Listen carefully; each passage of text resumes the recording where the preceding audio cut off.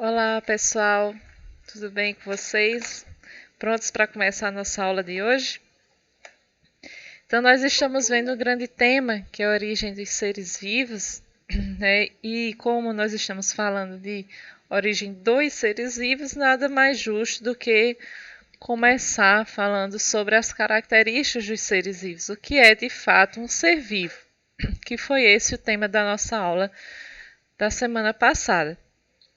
Então, eu havia deixado um exercício com vocês sobre esse tema, né? Então, onde eu mostrava várias imagens e eu fiz duas perguntas acerca dessas imagens, né? A primeira delas foi: quais são as características comuns a todos os seres representados nessas imagens, apesar de sua aparência tão diversa? Então, acertou quem falou que todas essas imagens estavam representando seres vivos, tá? Então é isso que as imagens têm em comum. E a segunda pergunta era: na natureza, o que diferencia os seres vivos daqueles elementos que não são considerados seres vivos?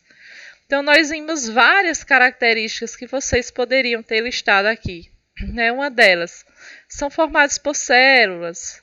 Outra característica, se reproduzem, possuem metabolismo, né, o movimento, reação. Então, vimos muitas características, né, que vocês poderiam ter falado aqui, ok? E hoje nós vamos falar, né, propriamente da origem da vida, né? Como se originaram os primeiros seres vivos e como eram os primeiros seres vivos, tá? Então, acredita-se que os primeiros seres vivos que surgiram na Terra eram bem semelhantes às bactérias que nós conhecemos hoje, né? Formadas por uma membrana, né, que está envolta por uma parede celular, tá? Aqui, então, no interior, nós vemos um citoplasma com material genético aqui dentro, tá? Às vezes, uma bactéria pode ter um flagelo ou cílios, né?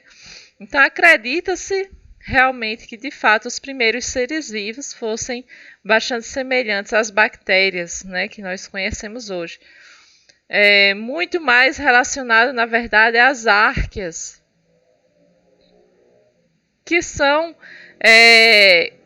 seres, né, unicelulares que vivem em condições extremas, né? Sabe-se que a constituição do nosso planeta, né, que surgiu há cerca de 4,5 bilhões de anos atrás, então nós tínhamos condições completamente diferentes das condições que nós temos hoje. Tá? Era um ambiente muito mais inóspito. Então, esses primeiros seres, eles eram bastante resistentes a essas condições, né? Então, acredita-se que eram bem semelhantes às árqueas.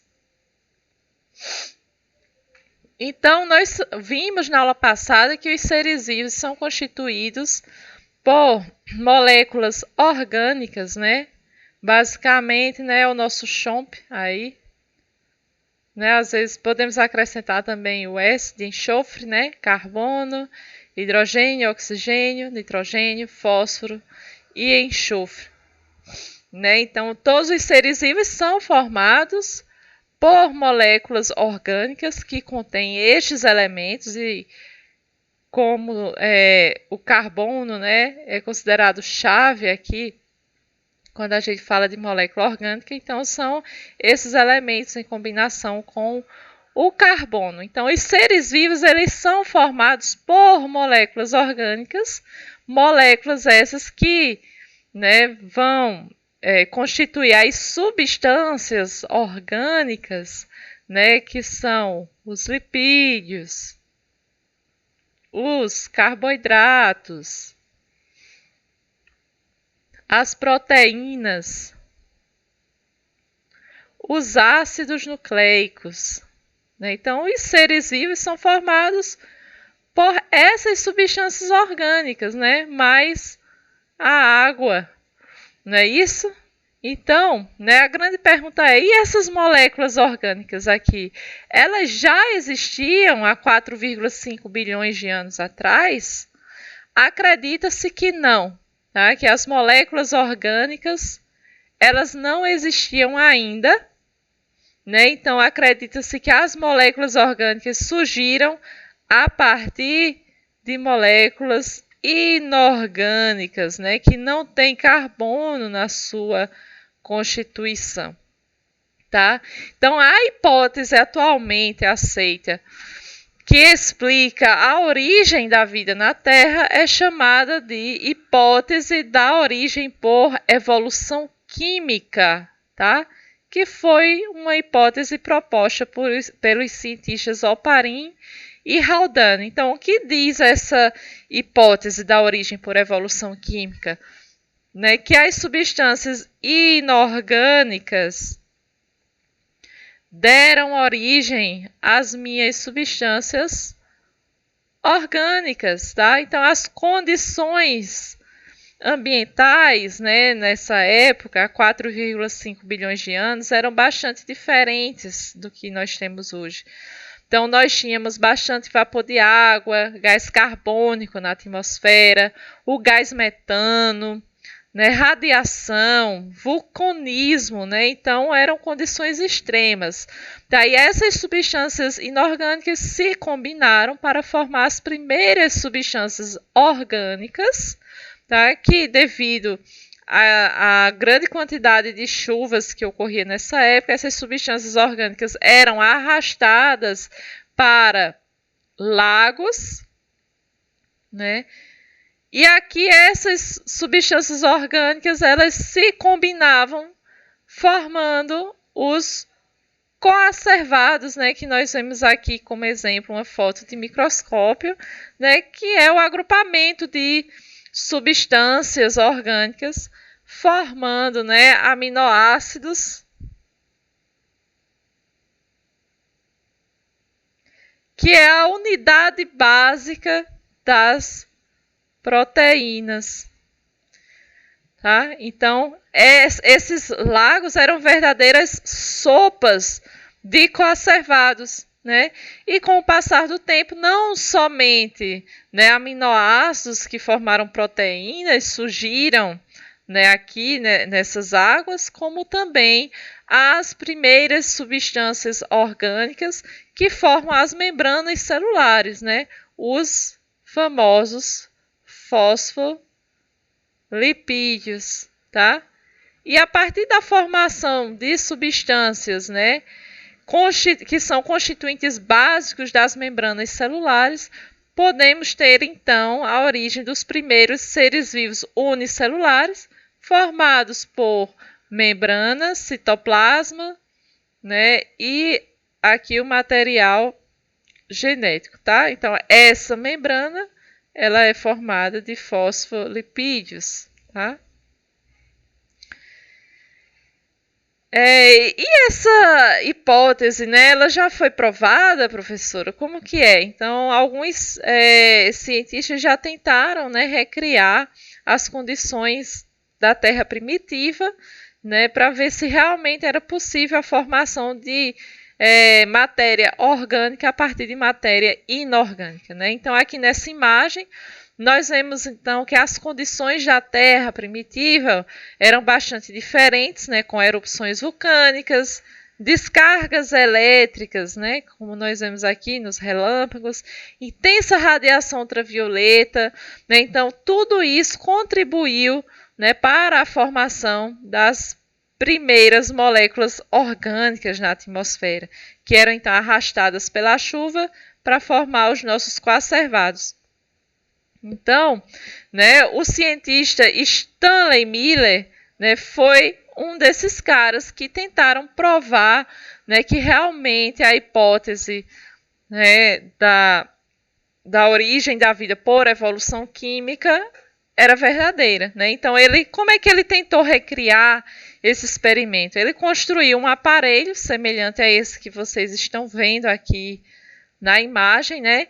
E aqui dentro ele colocou os possíveis elementos, né, as moléculas inorgânicas que nós acreditamos que existiam, né, na atmosfera da Terra primitiva, né, que era o metano, né, o gás metano, tá, vapor de água, o próprio hidrogênio, grandes quantidades de gás carbônico, amônia, né, e aqui todas essas moléculas inorgânicas, né, sofriam a ação então de intensas descargas elétricas. Então ele recriou aqui nessas condições, tá ok? E aí o que é que ele percebeu, né? Que realmente, de fato, né, a partir desses gases, né, que ele inseriu aqui nesse aparelho, né, e com a ação dessas descargas elétricas, ele observou então que essas substâncias, né, quando se condensavam aqui, né, e eram arrastadas pela água, né, recriando então exatamente o que acontecia no nosso planeta, né? Então aqui nessa água, né, que simulava então, né, os mares aquecidos, surgiram então aminoácidos aqui. Quando ele foi analisar, ele viu realmente a presença de aminoácidos. Então ele conseguiu, né, pela primeira vez comprovar que era possível, né, que substâncias orgânicas como aminoácidos surgissem a partir dessas moléculas inorgânicas, tá? Então, essa realmente é a hipótese mais aceita, tá, para a origem dos seres vivos atualmente, tá? Mas aí vem outra pergunta: e como seriam esses primeiros seres vivos, né? Eles surgiram, sim, né, por um processo de evolução química, mas e aí, os primeiros seres vivos, eles eram heterótrofos ou eles eram autótrofos? Então, temos duas hipóteses, né? A hipótese heterotrófica, que diz que os primeiros seres vivos seriam heterótrofos, ou seja, esses primeiros seres vivos, eles não eram capazes de produzir o próprio alimento, nem por fotossíntese, nem por quimiossíntese, e eles se alimentavam de outras substâncias orgânicas, tá? Então, essa hipótese diz que esses primeiros seres vivos eram heterótrofos, né, e faziam o processo de fermentação, tá? Para produzir, então, energia. Mas, né, algumas correntes falam que nessa época no nosso planeta não existia matéria orgânica suficiente, né, para alimentar esses heterótrofos. Daí que vem a nossa hipótese autotrófica, que diz que não, que os primeiros seres vivos, na verdade, seriam autótrofos, ou seja, são seres, né, capazes de produzir, de sintetizar as próprias moléculas orgânicas, ou seja, o próprio alimento. Tá? Nós conhecemos hoje que os principais seres vivos autótrofos, né, são plantas capazes de fazer fotossíntese. Mas nessa época, né, não se acredita que a fotossíntese surgiu logo de cara, mas que esses primeiros seres autótrofos, eles realizavam o processo de quimiossíntese, tá?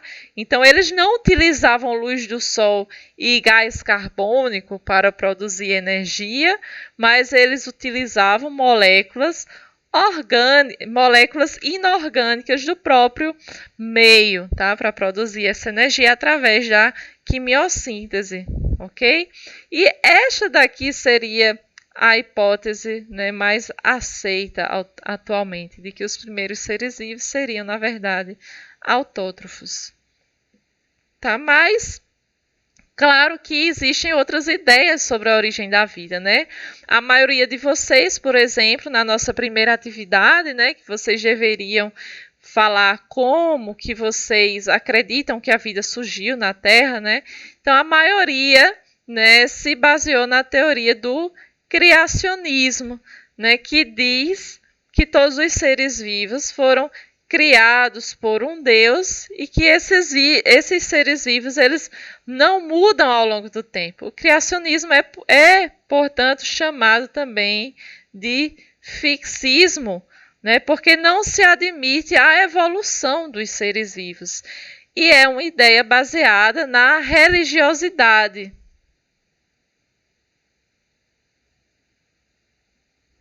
Tá? Mas como nós sabemos que os seres vivos eles evoluem sim ao longo do tempo, né? Então esta teoria não é muito aceita na comunidade científica, tá? Outra ideia, né, que perdurou por muito tempo, né, até mesmo na comunidade científica, é a teoria da geração espontânea ou abiogênese, tá? Essa teoria diz que seres vivos surgem a partir de elementos ou de matéria não viva. Ou seja, acreditava-se que os seres vivos poderiam surgir do nada, tá?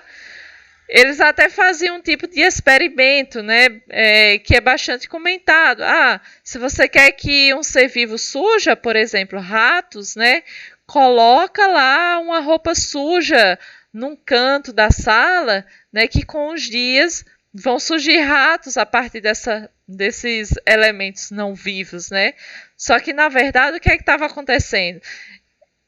Essa sujeira estava atraindo ratos, não estava fazendo com que ratos nascessem ali do nada, tá?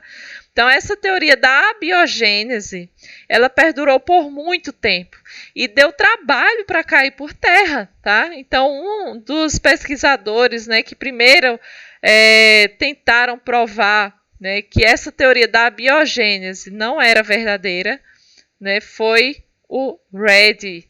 Tá? Então, Redi disse que não, que os seres vivos eles não conseguem surgir a partir do nada, a partir de matéria não viva, né? Mas que esses seres eles surgem a partir da reprodução, ok? Então, um ser vivo é ele quem dá origem a outro ser vivo, tá?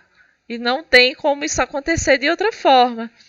E aí ele teve que provar isso por meio de um experimento. Então, como foi o experimento dele, né? Então, ele pegou um frasco aberto, colocou um pedaço de carne, né? E ele viu que, com o passar dos dias, o que é que surgiu aqui nessa carne, né? Larvas, que depois se transformaram em moscas, tá? Que ele falou, olha, isso aqui não surgiu, não foi, essas moscas não surgiram do nada a partir da carne, é porque, né, outras moscas vieram aqui, pousaram nessa carne, colocaram os ovos que eclodiram, formaram as larvas e novas moscas surgiram, né, a partir das larvas. E aí, para comprovar isso, o que é que ele fez? Ele pegou um segundo frasco, protegeu com uma gaze, e aí as outras moscas não podiam entrar aqui, e com o passar dos dias, ele viu que nenhuma larva tinha aparecido aqui nesse bife, né, que estava protegido. E aí ele falou, olha, tá vendo? A minha teoria estava correta. Não vai surgir seres vivos a partir do nada, né? Essa teoria da abiogênese, ela não é verdadeira. E aí, né, criou-se a teoria da biogênese, tá? Onde um ser vivo só pode surgir a partir de um outro ser vivo por meio da reprodução. Tá ok? Então, por hoje, gente, eu vou ficar por aqui, que é para vocês não ficarem confusos, tá? Mas na próxima aula a gente vai continuar discutindo sobre essas ideias sobre a origem da vida. E agora eu quero que vocês façam um pequeno exercício sobre esses conceitos que nós vimos aqui na aula, para praticar um pouco, tá bom? E aí na próxima aula a gente retoma, corrigindo a atividade e falando sobre mais algumas ideias sobre a origem da vida. Espero que vocês tenham gostado da nossa aula e até a semana que vem.